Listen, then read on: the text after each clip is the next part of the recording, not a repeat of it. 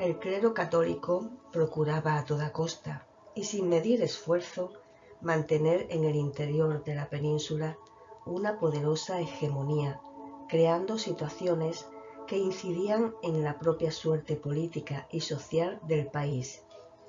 En 1798, por ejemplo, en una reacción comprensible contra esa fuerza, el Estado procedió a la expropiación de las propiedades de la Iglesia, que amenazaba entronizar un Estado poderoso dentro del propio Estado legal. José Bonaparte, hermano de Napoleón, a su vez, suprimía durante su reinado todas las casas religiosas y confiscaba sus propiedades. Los eclesiásticos que se resistieron eran tratados con suma violencia.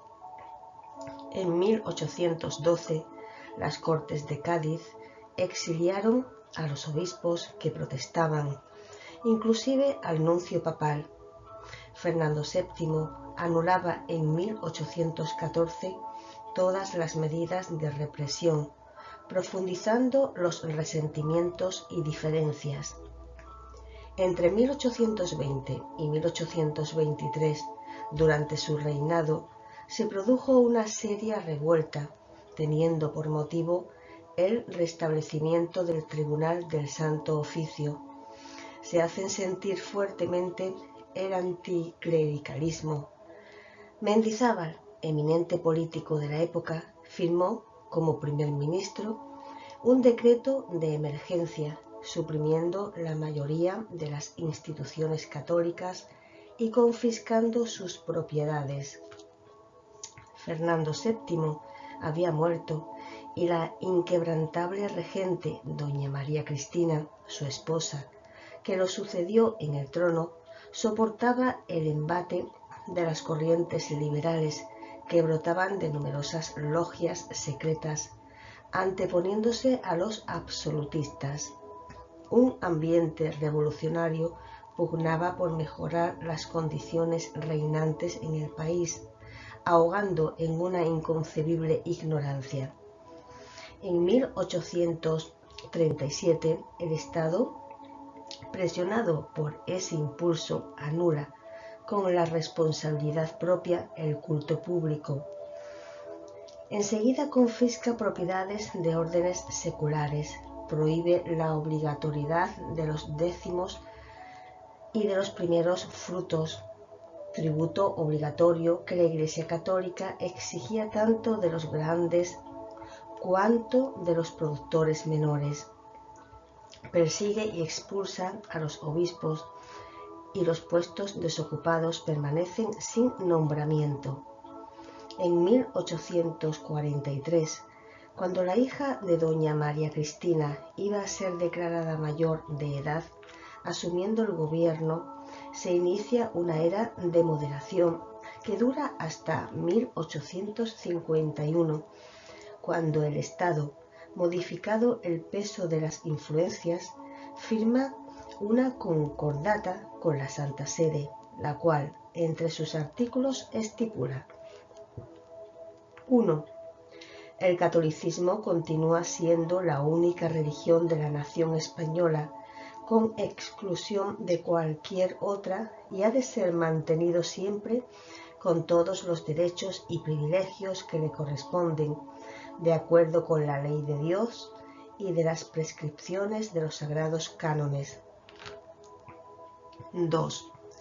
La instrucción en todas las escuelas estará enteramente de acuerdo con las doctrinas de la religión católica y por consiguiente los obispos y sus ayudantes tendrán pleno derecho de vigilancia sobre la pureza de la fe y de las costumbres y la educación religiosa de la juventud en las escuelas públicas. 3.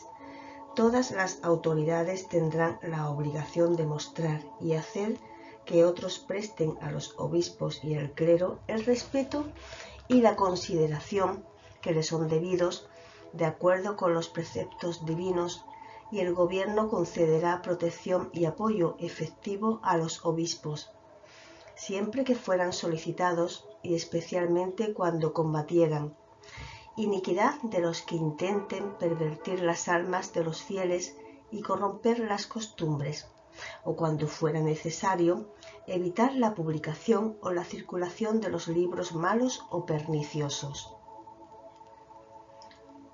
4. En todos los demás puntos relativos al ejercicio de la autoridad eclesiástica y al ministerio de las sagradas órdenes, los obispos y el clero gozarán de plena libertad según los cánones sagrados. En este caos de situaciones extremas se encontraba España cuando se dio el auto de fe en 1861.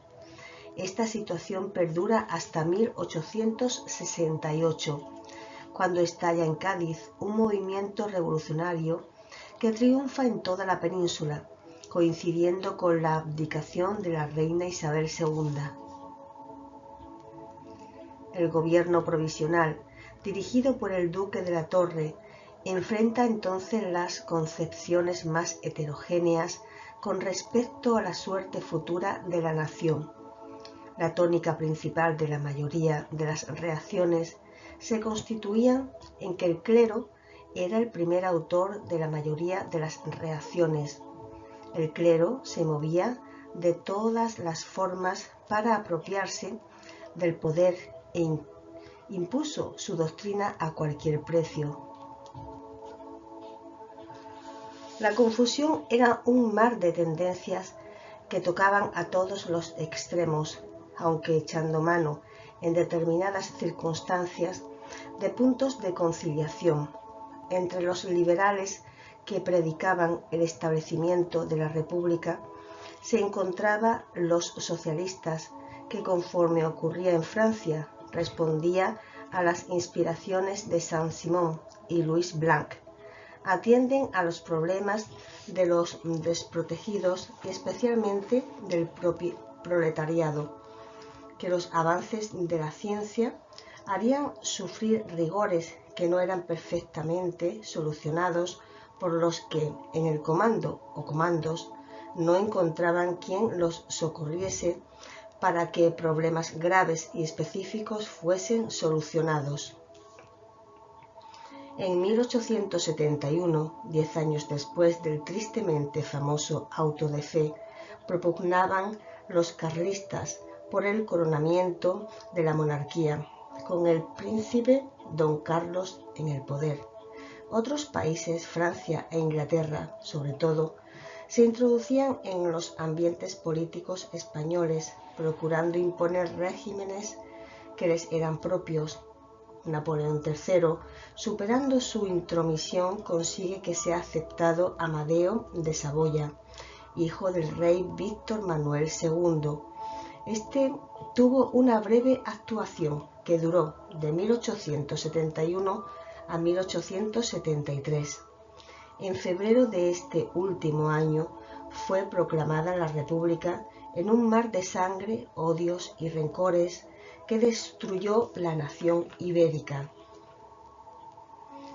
En crónica de la época se afirma que, no obstante, el espiritismo continúa propagándose por todas partes, en las aldeas como en las ciudades grandes, en las cabañas como en los palacios, a pesar de la guerra civil, mantenida y sustentada por el fanatismo religioso, ensangrentando nuestro suelo y reduciendo inconmensurablemente nuestro pueblo hasta ayer floreciente, por más que las huestes que hirieran el pendón del absolutismo y de la intolerancia religiosa se hagan sentir, crecidas en número y temible por su crueldad, por más que las cuestiones políticas que se agitan con inusitada violencia preocupen los ánimos de todos, penetraba en las almas de los hombres de bien que desean paz para sus espíritus, una vez que es tan difícil encontrarla en el país.